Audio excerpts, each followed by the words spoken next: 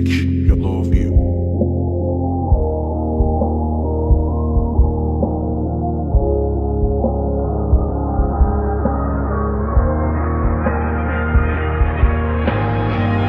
Asla kaçmadan geri, onlar bulmadan beni.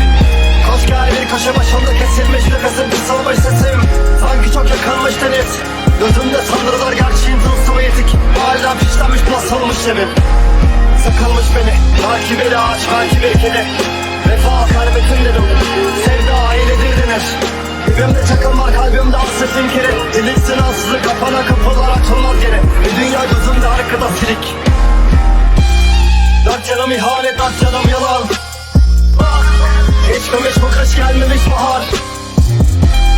Şu koca binaların üstüme yıkan. Gülümser önümde yüzlerce zaaf. Umut her şeyden vaz.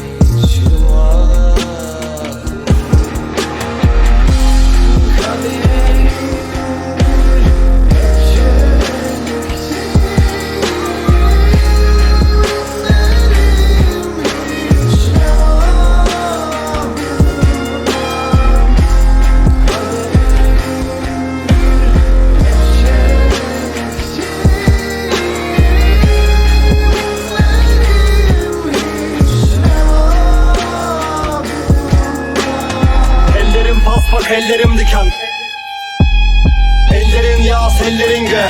Açılmış ellerin niye? Kaçınılmazı görmeyeyim diye bu hülya gözüme perdeyi çıkar. Ama bilmiyor ödenmiş bedel, güneş yarına gebe. Tercümesiz o bir şeye dönüşür yaşam. Bölünür toptan, şimdi endişe dönüşür hırsla. Gün üstünde gökyüzü parlar. Gider gerçekliğin her gece ve şüpheye hükmünü sağlar. Kaybolur yastığın, takılır yorgan. Ah, görmüyor onlar. Bilmiyorlar çiçek koklamayı. Bilmiyorlar neden kaçtığımı. Bilmiyor kavgayı, bilmiyor aşkı. Her şeye inat, bitmiyor şarkım. Kimse duymuyor alkış.